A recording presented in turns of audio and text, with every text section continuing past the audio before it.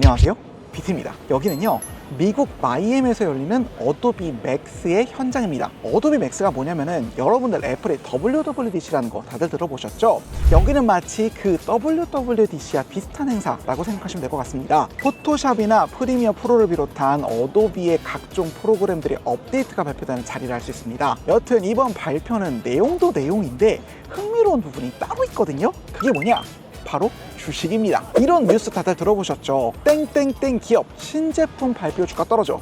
주로 애플이 WWDC를 하거나 아이폰 발표를 하면 이런 기사들이 되게 많던데, 어도비의 이번 키노트 이후에는 어떤가요? 주가가 거의 2에서 3%가량이나 올랐습니다. 심지어 발표한 앞쪽 1시간 동안은 끊임없이 주가가 계속해서 오르던데, 맥도날드보다 시총이 높은 이 어도비란 기업 치고는 이 3%라고 하는 상승 수치가 생각보다는 굉장히 많이 오른 편에 속하거든요. 자, 그렇다면 이번 발표에서 대체 얼마나 혁신적인 기능들이 잔뜩 발표됐길래 이렇게 주식이 올랐냐고요? 네, 방금 보신 게 가장 신기한 기능입니다. 이게 앞쪽은 그냥 실제 이 X가 열리는 컨벤션 센터를 찍은 컷이고, 뒤쪽은 인공지능을 이용해 샷을 더 이은 장면이에요. 여기에 보이는 이 표시에 주목해서 다시 한번 볼까요? 여기까지는 기존 영상이고, 이건 만든 영상입니다.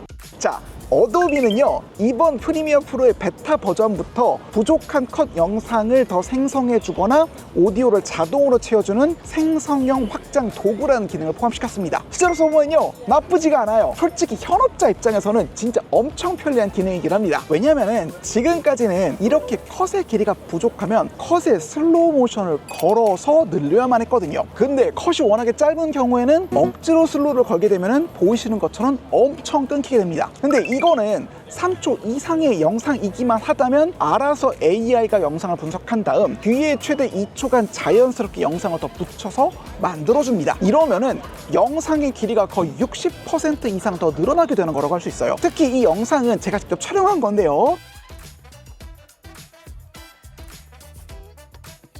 기러기의 움직임과 물결의 방향에 주목해서 생성된 부분을 다시 보면은 어떤가요?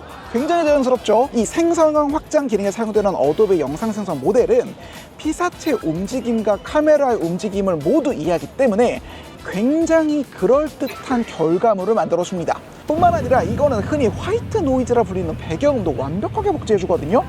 들어보면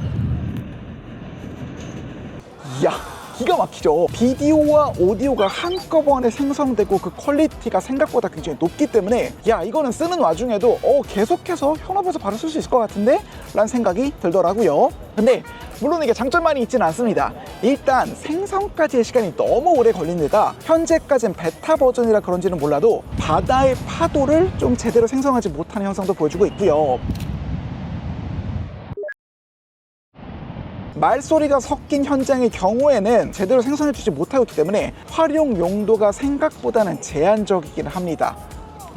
그럼에도 불구하고 실제로 편집 현장을 경험한 입장에서는 이 기능은 곧바로 실무에 적용할 수 있다는 점에서 높은 평가를 줄 수 있을 것 같습니다. 근데 솔직히 지금까지 제가 한 말 좀 공감이 되시나요? 저랑 비슷한 업계 관계자분들이야 이해하시겠지만 평범한 일반인 분들 입장에서는 야, 고작 이 기능 때문에 주식이 그만큼이나 오른다고 싶으실 거예요. 근데 현장에서 온 사람들과 좀 이야기를 나눠보니까 이거는 기술력이 아닌 접근법의 문제로 봐야 한다는 이야기를 다들 많이 하시더라고요. 이게 무슨 말이냐면 어도비가 공개한 영상 생성 AI를 보면 조금 이해가 되거든요. 같이 봅시다. 자, 이게 어도비에서 공개한 자체 비디오 생성 AI 모델 파이어플라이 비디오 모델인데, 자, 솔직히 안 신기하죠? 소라 이후에 진짜 같은 영상을 생성하는 AI라는 거는 이제는 더 이상 신기함의 영역이 아닙니다. 왜냐면요, 지금부터는 실무 영역, 즉 이 생성형 AI를 어떻게 실제 현장에서 써먹을 것인가에 대해서 이야기하는 영역으로 넘어가게 됐어요. 이미 소라 AI가 보여줄 수 있는 건 다 보여줬으니까요. 그런데 바로 이 지점에서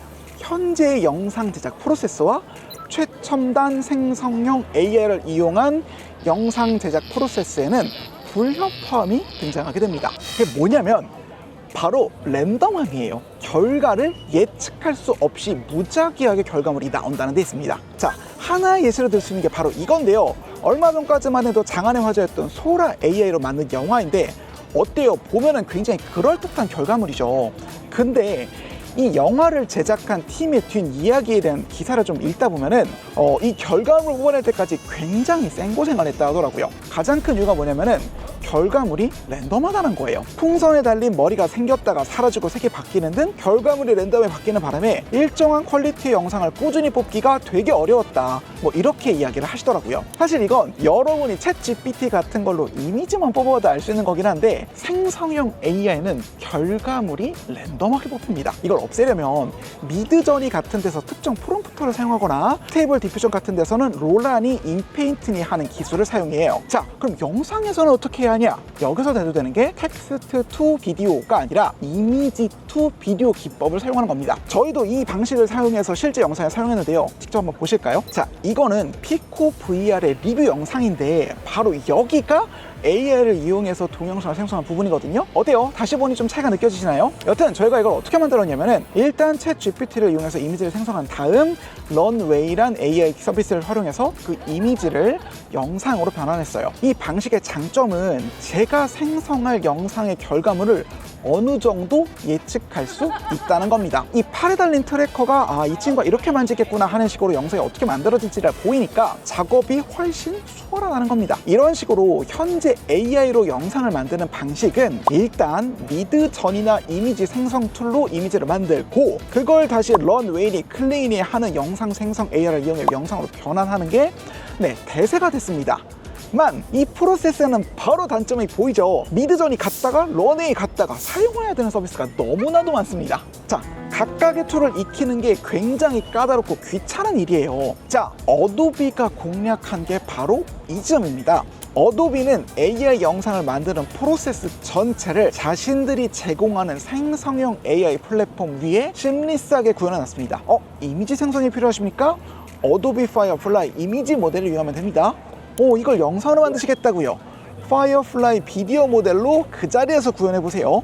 어도비가 만든 AI 플랫폼을 벗어날 필요가 없으니까 시간 낭비가 훨씬 줄어든다는 거죠. 같은 맥락에서 어도비가 제공하는 파이어플라이 비디오 모델에서는 각종 카메라 워크 기법들을 고를 수 있으며, 이게 현장에서 시연되는 AI 생성 영상 중 하나인데, 왼쪽을 보면 카메라 움직임을 줌인 형태로, 즉 피사체를 향해 확대되는 카메라 모션을 해달라는 설정이 켜있는 걸 확인할 수 있습니다.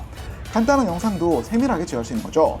이뿐만 아니라 기존에 생성된 영상에 대한 손상 없이 생성한 AI 영상에서 인물의 수염을 넣거나 뺄 수 있는 등 생성 결과물에 대한 예측성을 크게 강조했다는 점을 굉장히 강조하고 있더라고요. 결국 어도비야말로 크리에이터들이 필드 현업자들이 실제로 사용할 수 있는 AI 도구를 만드는 유일한 기업이다, 뭐 이런 얘기인 거죠. 그리고 이거는 좀 개인적인 생각인데, 이번 어도비의 발표는 꽤 상징적인 부분들이 있던 것 같습니다. 돌이켜보면은 지금까지 새로운 AI 기술이 등장하면 AI 딸깍 한 번에 인간의 직업이 사라지고 창의적인 작업 일체가 곧바로 인공지능에 의해 대체될 거다, 뭐 이런 이야기가 되게 많았잖아요. 사실 저도 그런 식으로 호들갑을 떨기는 좀 떨었고요. 근데 이번 어도비의 발표는 생성형 AI가 창의적인 작업, 즉 크리에이터를 위협하는 대체제가 아니라 그저 도구, 조금은 더 강력한 도구에 불과하다는 점을 분명히 하고 있습니다. AI 기능이 발전할수록 창의적인 작업의 가능성은 오히려 올라가고, 그 과정에서 시간을 줄일 수 있으니 크리에이터에게 이득이다 라는 건데, 저 역시도 지금껏 인공지능 관련 기술을 어떻게 써야 하는지 떠올려 보니까 사실은 이런 식의 접근 방식이 나름의 일리가 있는 것 같더라고요. AI 기능이 발전할수록 창의적인 작업의 가능성은 오히려 올라간다 는 건데, 저 역시도 지금껏 이 인공지능 관련 기술을 어떻게 써왔는지 떠올려 보니까 이런 식의 접근 방식이 나름 일리가 있는 것 같긴 하더라고요. 물론 이건 크리에이터가 없다면 기업의 존재 자체가 위협받는 어도비 입장에선 당연한 포지셔닝이기는 한데, 그럼에도 불구하고 이번 발표는 어떻게 하면 최신의 기술을 신격화하거나 적대시하지 않은 채 기술을 그저 도구의 영역으로 활용할 수 있는지에 대해 어도비가 어도비스럽게 자신의 특기를 잘 발휘한 순간이라는 생각이 들었습니다. 그래서 주식이 올랐나 하는 생각이 들기도 하네요. 여러분은 어도비의 이번 발표에 대해 어떻게 생각하시나요? 야, 다 됐고 그냥 버그나 제대로 없애라 하는 입장이라고요? 그렇게 생각하셨다면 어도비 프로그램의 유저가 분명하시겠군요. 여튼 여러분의 생각을 댓글로 남겨주세요. 구독과 좋아요를 간절히 부탁드리며 영상 마칩니다. 끝!